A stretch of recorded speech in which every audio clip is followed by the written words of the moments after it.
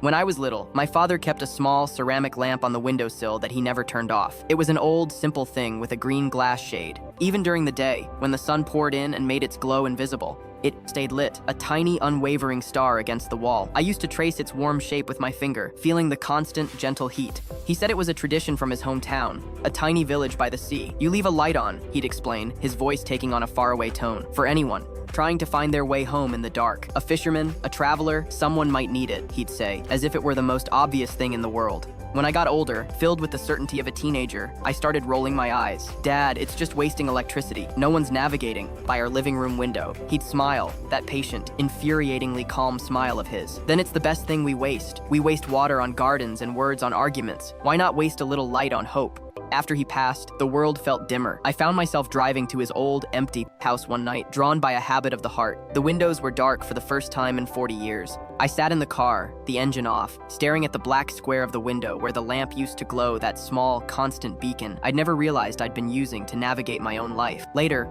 in the musty silence of his basement, I found the lamp in a box of his things, tucked between old tools and photo albums. The cord was frayed, the bulb inside so old and dim it was almost orange. I almost threw it out, my hand hovering over the trash can, but something, a whisper of his voice, made me plug it into the nearest outlet. The light flickered, fighting for life, then steadied, weak but stubborn, a heartbeat of persistence. I took it home, the cord trailing like a lifeline, and put it in my own window, facing the street. For weeks, I barely noticed it, my modern, efficient life humming around this quiet anachronism. Then one stormy, disorienting night, the wind howling, a frantic knock came at my door. A teenager from a few streets over stood there, soaked to the bone and shivering, her phone dead in her hand. "Sorry," she stammered, her teeth chattering. "I took a wrong turn, and the storm, I was completely lost. I saw your light, it was the only one on." I brought her in, gave her a towel and a hot drink, and called her frantic parents. As she left, safe and relieved, she turned back on my porch. "That lamp," she said, pointing to at the soft glow in the window. "It saved me. It was the only thing that looked friendly."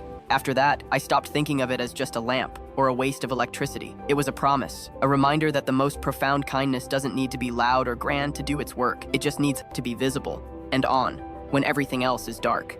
Now, every evening, as part of a ritual that feels more important than locking the door, I check that the old bulb still glows. I polish the green glass shade until it shines. Not because I'm waiting for anyone specific to come up my walk, but because I now understand, deep in my bones, that someone out there might be in their own personal storm, and a single, steady point of light can be the difference between being lost and finding their way. The smallest light can guide someone through their darkest night, and you may never even know you were the reason they found their way.